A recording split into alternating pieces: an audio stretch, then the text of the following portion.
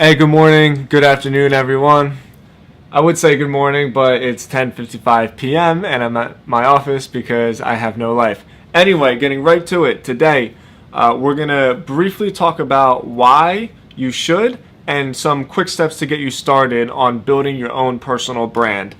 In 2017, and in my opinion, in the next 5, 10 plus years, having a personal brand is going to be a big deal, especially if you're trying to eventually be a freelancer or go out on your own as an entrepreneur, which doesn't necessarily have to be the case. But even if it's not the case, just the world we live in these days, your identity and your digital identity is a real thing, and I think everybody has to respect that. A perfect example is all of my employees. I tell my employees all the time, hey, look, you guys should at least have your own website. It doesn't have to be anything fancy. You can create some content. You can kind of give a description of your skill set, tell the world exactly what you do, and then that way you can slowly build your own brand over time. Regardless if you have a website or not, you already have a brand. Just like what people say about you in the workplace, the vibe you give to people, if your name gets brought up maybe in conversation, what is it that people say about you? So whether we want to admit it or not, we all kind of have a brand. It's just in today's digital age, we have a lot more power to control that outside of just our behaviors that sort of give us our own reputation. Some quick steps to get started are, number one, build a website.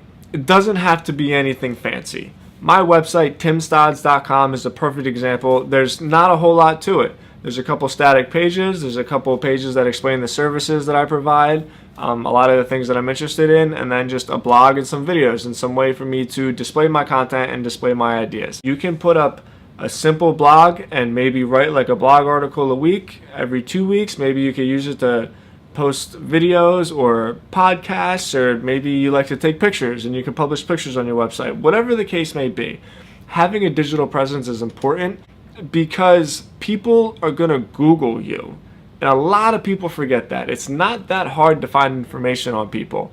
If you're maybe applying for a new job, you better believe these people are going to Google you. They're going to see your website. They're going to see your Facebook page. They're going to find your Instagram page. I know that you think you can kind of change it around by staying anonymous, and you can to an extent, but I would argue that in today's world, it's better to openly present who you are than it is to sort of try to hide things and let people maybe discover some shit that you don't want them to see.